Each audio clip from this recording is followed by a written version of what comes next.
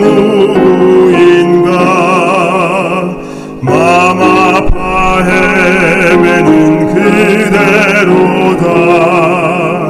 십자가 형틀에 너 위에 상하신 하나님 독생자 왜 잊었나. 오직 그분만은 널 돌보신다. 오직 그분만은 널 사랑해. 손펴산의 길 인도하시는 사랑의 주 예수 하나님. 외로우는 자 그 누군가. 친구를 잃은 자 그대로다. 모두 널 버려도 내 죄를 속하신 주 예수 참 친구 왜 잊었나. 오직 그분만은 널 돌보신다. 오직 그분만은 널 사랑해. 손펴산의 길 인도하시는 사랑의 주 예수 하나님. 사망을 이기신 능력의 주 내 곁에 늘 계심 왜 모르나. 주 명령 따라서 사는 자 누구나 외롭지 않으며 즐거우리. 오직 그분만은 널 돌보신다. 오직 그분만은 널 사랑해. 손펴산의 길 인도하시는 사랑의 주 예수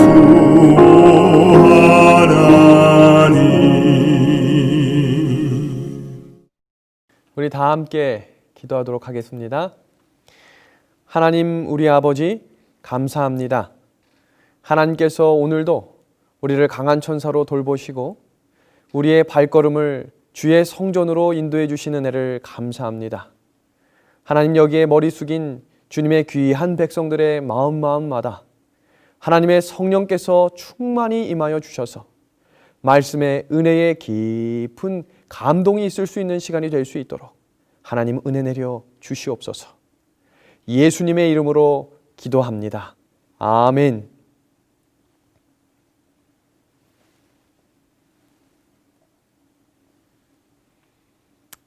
우리 함께 하나님의 말씀 다니엘서 12장 3절의 말씀을 보도록 하겠습니다. 지혜 있는 자는 궁창의 빛과 같이 빛날 것이요 많은 사람을 옳은 대로 돌아오게 한 자는 별과 같이 영원토록 비추리라. 아멘. 전국에 계신 재림 성도 여러분 안녕하십니까? 하나님께서 재림교회를 사랑하셔서 말씀의 향연을 열어주시고 우리를 향해 소망의 소식을 주시는 하나님께 감사를 드립니다.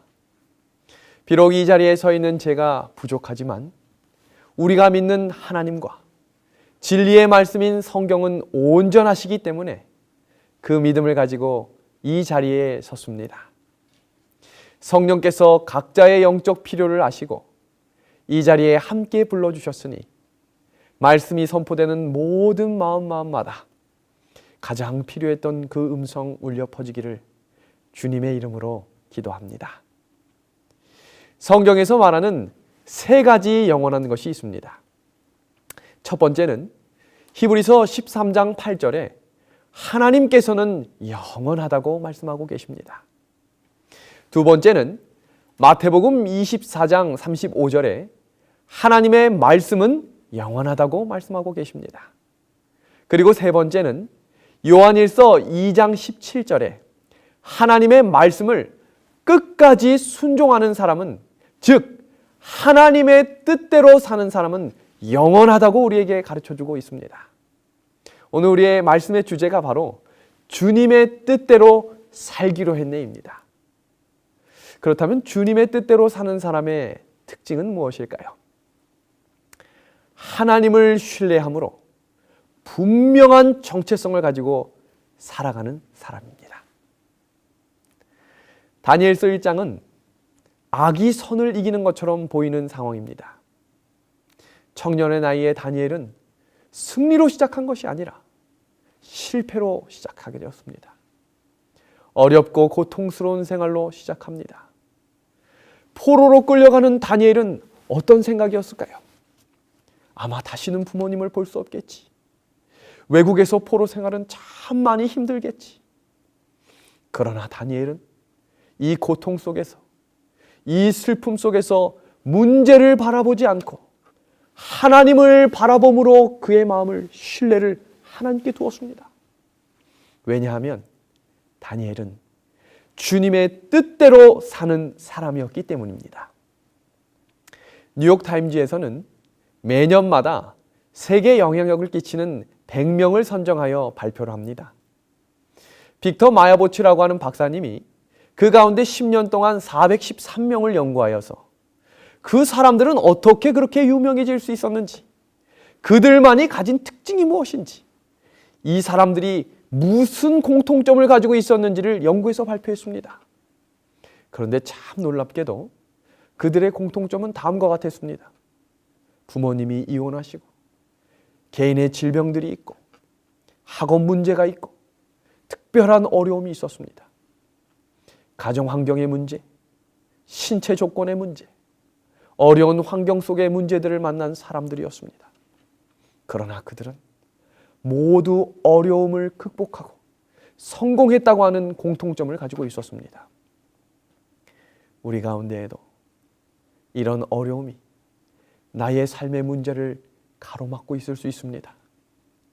그러나 하나님께서는 그 어려움을 하나님을 신뢰함으로 극복해 나갈 것을 기대하고 계십니다. 다니엘서 2장 20절의 말씀입니다. 다니엘이 말하여 가로되 영원 무궁히 하나님의 이름을 찬송할 것은 지혜와 권능이 그에게 있음이로다. 우리 예언의 신 말씀 우리 같이 보겠습니다.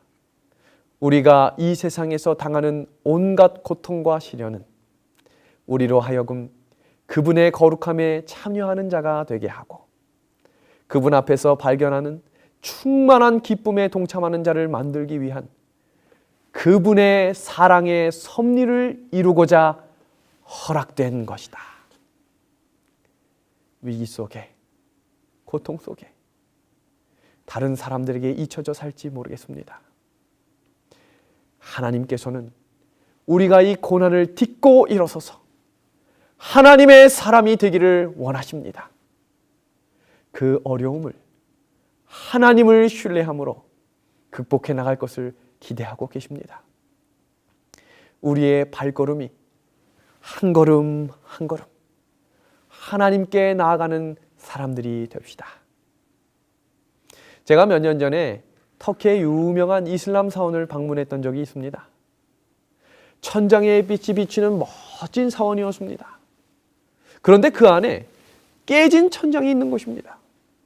그래서 제가 가이드에게 물어봤더니 그 천장은 공사 중에 깨진 것이라는 것이었습니다.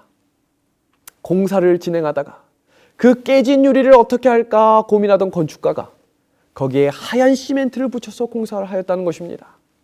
그런데 오히려 빛이 확산되어서 마치 다이아몬드처럼 깎아져서 우리가 상상할 수 없는 모습을 드러낸 것입니다. 그 유리는 깨어졌으나 오히려 더 아름다울 수 있었습니다. 나의 마음이 깨지고 상하고 멍들었을 때, 그런 심령이 있을 때 하나님께서 그 길을 지도하시고 인도해 주실 것을 믿으며 우리 하나님을 온전히 신뢰함으로 그 길을 걸어가야 합니다. 다니엘은 그의 꿈이 산산이 깨졌습니다. 어찌할 바를 몰랐습니다. 그때에 하나님께서는 그 다니엘에게 재난과 역경을 또 허락하셨습니다. 그러나 그런 역경 속에서도 하나님은 다니엘을 결코 잊지 않으셨습니다. 다니엘서 2장에서 등장하는 느부갓네살 왕은 굉장히 지혜로웠습니다. 지치고 상한 심령인 다니엘과 세 친구들에게 화려하고 아름다운 것으로 그들에게 다가갔습니다. 흠도 없고 점도 없는 젊은이들. 그래서 성경 다니엘서 1장 4절에서는 다음과 같이 말씀하고 있습니다. 곧 흠이 없고 용모가 아름다우며 모든 지혜를 통찰하며 지식에 통달하여 학문에 익숙하여 왕궁에 설만한 소년을 데려오게 하였고 그들에게 갈대아 사람의 학문과 언어를 가르치게 하였고. 다니엘서 2장에 나타난 느부갓네살 왕은 오늘날 세상을 표상합니다.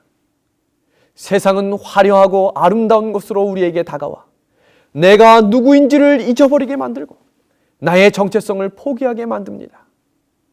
다니엘서 1장 6절에서 7절 말씀을 보시면 황관장은 다니엘과 세 친구의 이름을 바꿔버립니다. 이름은 그들의 특징을 나타냅니다. 그 이름에는 그들의 정체성이 들어있습니다. 구약성경의 엘은 하나님을 나타냅니다. 하나냐, 나에게 하나님은 귀한 분이시다. 미사엘, 하나님과 같이 선하다. 아사랴, 하나님은 나의 도움이 되신다. 그런데 그 이름이 어떻게 바뀌었습니까? 사드락, 태양을 섬기는 자. 메삭, 바벨론의 신을 섬기는 자. 아벳느고, 시바 신을 섬기는 자로 바뀌었습니다. 세상은 그들의 이름을 바꾸고 정체성을 바꾸려 했지만 다니엘과 세 친구는 그때에도 흔들리지 않고 자기가 누구인지를 잊지 않고 살았습니다. 다니엘과 세 친구는 세상으로부터 깨어졌지만 여전히 그때에도 하나님을 향한 정체성을 분명히 가지고 있었기 때문에 하나님은 그들을 아름답게 사용하십니다. 이름이 바뀌고 정체성을 강제로 바꾸려 했지만 그들의 믿음까지는 변화시키지 못했습니다. 신명기 7장 6절 말씀을 같이 보겠습니다. 너는 여호와 내 하나님의 성민이라. 내 하나님 여호와께서 지상 만민 중에서 너를 자기 기업의 백성으로 택하셨나니. 하나님께 부르심을 받은 백성들, 바로 우리들입니다. 하나님께서는 오늘 나를 선택했다고 말씀하십니다. 하나님의 사람이라고 말씀하십니다. 그래서 오늘 우리에게 하나님의 뜻대로 살아달라고 부탁하고 계신 것입니다. 세상에 1500여 개의 종교가 다 똑같은 종교가 아닙니다. 마지막 시대에 전해야 할 사명이 필요합니다. 우리가 누구인지를 잊지 말아야 합니다. 정체성을 가지고 내가 누구인지를 알아야 합니다. 재림 성도들은 주님의 뜻대로 살아가며 이 시대를 향한 정체성을 잊지 않고 살아가는 사람입니다. 다니엘은 다니엘서 1장 8절에서 다니엘은 뜻을 정했다라고 말씀하고 있습니다. 하나님 안에서 하나님의 말씀대로 살아가기를 결심하며 세상과 타협하지 않는 삶을 살아갑니다. 그 모든 문제를 하나님께 맡기고 주님의 뜻대로 살아가기로 결심합니다. 우리가 살고 있는 이 시대를 일컬어 포스트 모더니즘 시대라고 부릅니다. 서로 다른 것을 이해하고 수용하고 오픈 마인드로 살아가라는 것입니다. 그러나 재림 청년들, 재림 성도들은 정체성이 분명한 사람으로 살아가야 합니다. 뜻과 목적이 분명한 사람으로 이 세상을 살아가는 것입니다. 재림 성도에게 안식일의 정체성은 영원히 지켜져야 할 약속입니다. 다니엘에게 환관장은 포도주 한 잔 어때? 술 한 잔 어때? 라면서 회유했습니다. 그러나 다니엘은 주저하지 않았습니다. 뜻을 정했습니다. 하나님의 사람은 정체성을 가지고 뜻을 정하는 사람입니다. 하나님의 능력은 타협하는 사람에게는 오지 않습니다. 하나님의 능력으로 이 세상을 살아가기로 원하십니까? 주님의 뜻대로 살기로 결심하는 자가 됩시다. 정체성이 뚜렷한 사람으로 이 세상을 살아가는 재림 성도들이 됩시다.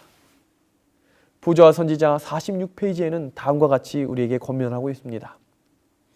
우리가 세상과 타협하는 것은 환경에 굴복하는 것이다. 옳고 그른 것에 대해 구분하는 것이 곧 하나님께 한 발짝 한 발짝 나아가는 것이다. 주님의 뜻대로 살아가는 사람은 삶의 주인을 하나님으로 모시고 사는 사람입니다. 이 세상은 내가 삶의 주인이라고 가르칩니다. 그래서 나를 위해 더 투자하고 나를 위해 살라고 가르칩니다. 그래서 세상은 잠을 덜 자게 하고 더 무리해서 장사하게 하고 더 무리해서 사업을 하게 합니다. 그 이유는 나의 성공을 위해서 무리하라는 것입니다. 그러나 주님의 뜻대로 살기로 결심한 사람은 삶의 주인이 하나님임을 고백하며 충실한 청지기로 살아가는 사람입니다. 우리 창세기 39장 4절에서 5절 말씀을 보도록 하겠습니다. 요셉이 그 주인에게 은혜를 입어 섬김에 그가 요셉으로 가정 총무를 삼고 자기 소유를 다 그의 손에 위임하니 그가 요셉에게 자기 집과 그 모든 소유물을 주관하게 한 때부터 여호와께서 요셉을 위하여 그 애굽 사람의 집에 복을 내리심으로 여호와의 복이 그의 집과 밭의 모든 소유에 미친지라. 형들에게 팔려 애굽의 노예로 끌려가 노예로 사는 그 집에 하나님께서는 청지기다운 청지기로 살아가는 요셉 때문에 하나님께서는 보디발의 집에 형통을 허락하십니다. 하나님께서 다 위탁하십니다. 여호와께서 복을 내리심으로 모든 소유에 미치게 된 것입니다. 그 이집트, 애굽, 그 당시의 노예는 말할 줄 아는 농기구라고 불려졌습니다. 그런데 그 노예인 요셉이 어떻게 군대 장관 보디발의 집 총무가 되었을까요? 요셉은 보디발의 가정에 전권을 위임받은 청지기가 되었습니다. 그때부터 하나님은 보디발의 집을 축복하셨습니다. 보디발의 아내가 요셉을 유혹할 때 요셉은 자기 주인이 누구인지를 정확히 알았습니다. 이어지는 9절입니다. 8절 9절 보겠습니다. 요셉이 거절하며 자기 주인의 처에게 이르되 나의 주인이 제반 소유를 간섭지 아니하고 다 내 손에 위임하였으니 이 집에는 나보다 큰 이가 없으며 주인이 아무것도 내게 금하지 아니하였어도 금한 것은 당신뿐이니 당신은 자기 아내임이라. 그런즉 내가 어찌 이 큰 악을 행하여 하나님께 득죄하리요. 모든 것을 맡겼어도 요셉은 자신이 청직이라는 사실을 잊지 않았습니다. 이 모든 것이 하나님께서 맡겨주신 것임을 자신이 청직임을 잊지 않았습니다. 사람이 청지기 직분을 잊지 않고 살아간다면 하나님께서 계획하신 아름다운 삶을 살아가게 될 것입니다. 나의 인생이 아닙니다. 우리 자신의 것이 아니라 하나님의 것임을 기억해야 합니다. 만약 에덴 동산에 선악과가 없었다면 아담과 하와는 자신이 에덴 동산의 주인인 줄 알았을 것입니다. 그러나 그 중앙에 선악과가 있었기 때문에 그 앞에 설 때마다 에덴 동산을 지키고 다스리는 청지기라는 사실을 기억하게 하신 것입니다. 오늘날 내 인생이 내 것이 아니라 하나님의 것임을 인정하는 것이 바로 11금 생활입니다. 11조를 온전히 구별하면 이 재물이 내 것이 아니라 하나님의 것임을 알게 된다는 것입니다. 내 자신의 모습을 돌아보게 됩니다. 하나님께서 주셨는데도 내 손에 있다고, 내 것이라고, 내 손에 있는 것이라고, 내 것이라고 말하는 어리석은 나를 돌아보게 됩니다. 제게는 아들 둘이 있습니다.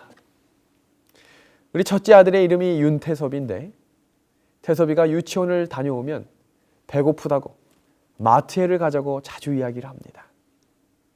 근데 이 마트를 가면 이 두 아들들이 사달라고 하는 것이 참 많습니다. 그래서 제 아내와 이 둘이 나누어서 한 명의 아들씩을 데리고 다닙니다. 근데 저 멀리서 첫째 아들이 무언가를 먹고 있어서 제가 다가가서 봤더니 이 과일 젤리를 하나 먹고 있는 것입니다. 그래서 제가 그 아들에게 그 과일 젤리 한 입만 내게 줄래? 라고 물었더니 안 준다는 것입니다. 거절을 당해서 그런지 기분이 아주 조금 상했습니다. 태섭아, 이 과일 젤리 누가 사줬니? 엄마라는 것입니다. 그래? 그러면 그 돈은 누가 줬을까?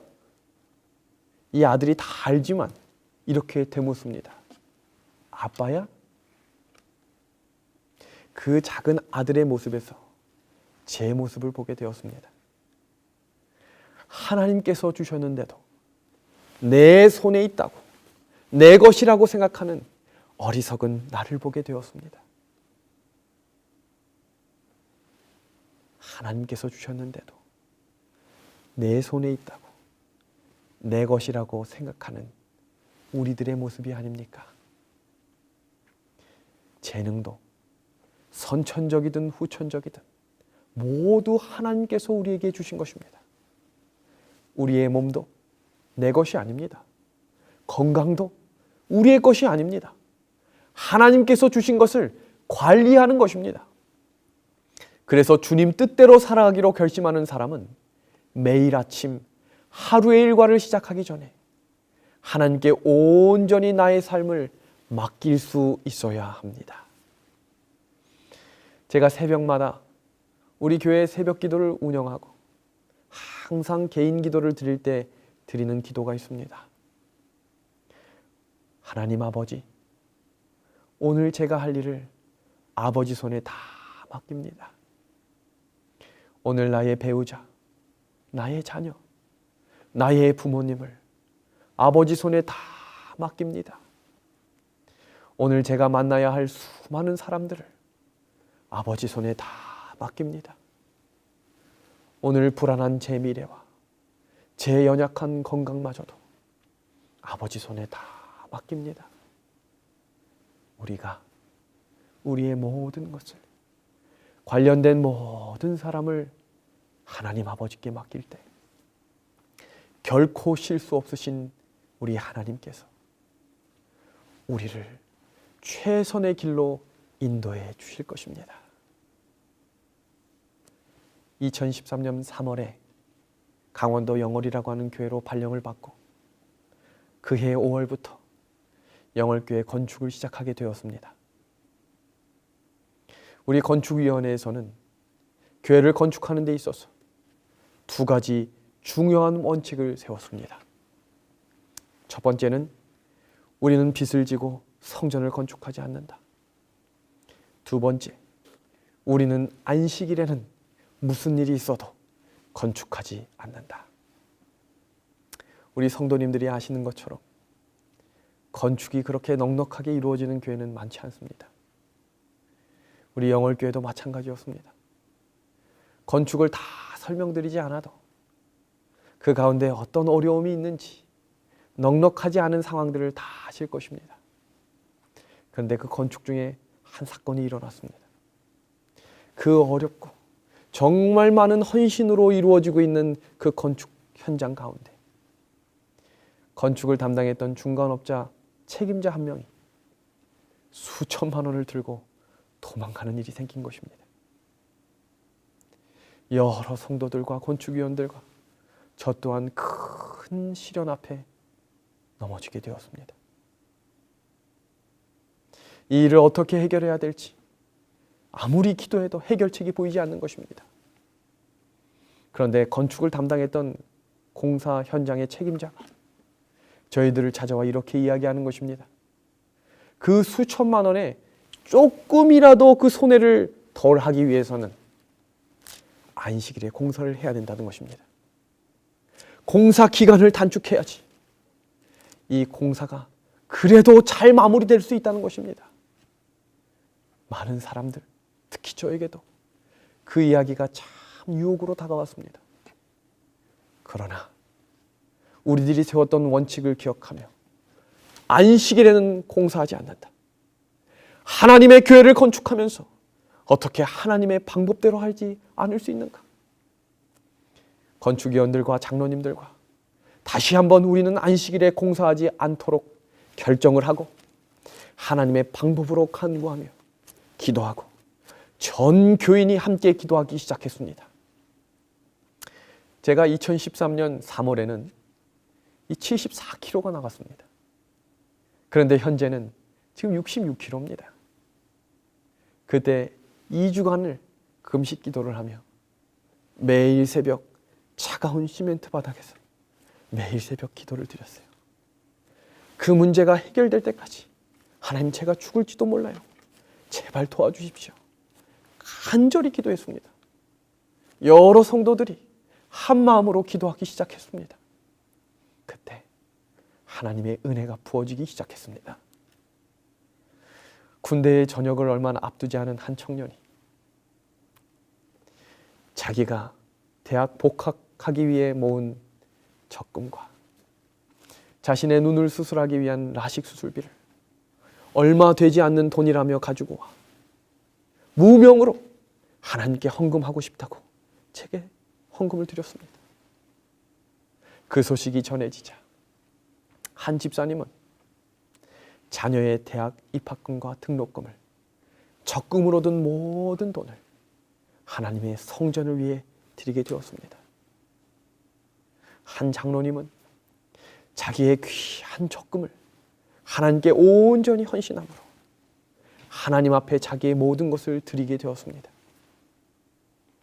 교회 열쇠 뭉치를 공사하기 위해 소장님이 제천에 있는 지역의 열쇠집을 찾아가 200만 원어치의 열쇠를 사고 돌아오는 길에 그 사장님이 어느 교회 건축이냐?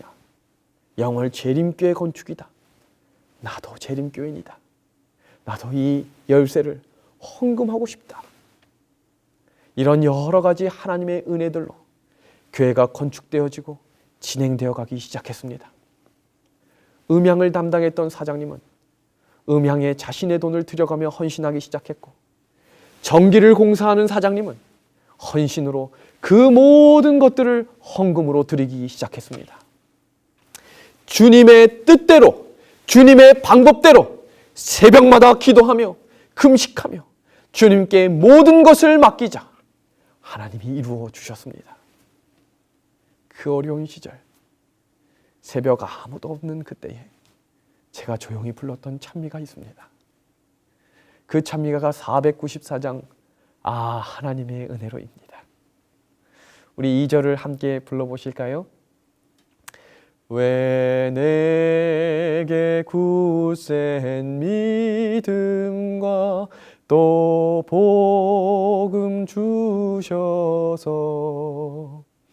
내 마음이 항상 편한지 난 알 수 없도다.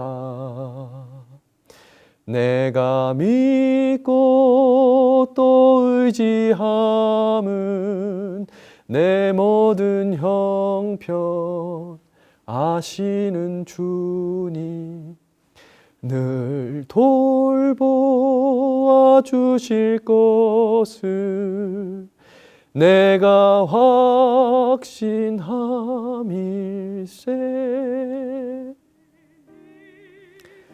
5억 8천만 원이라고 하는 큰 돈이 하나도 빚도 없이 2024년 12월 21일에 하나님께 헌당 예배를 드리게 되었습니다.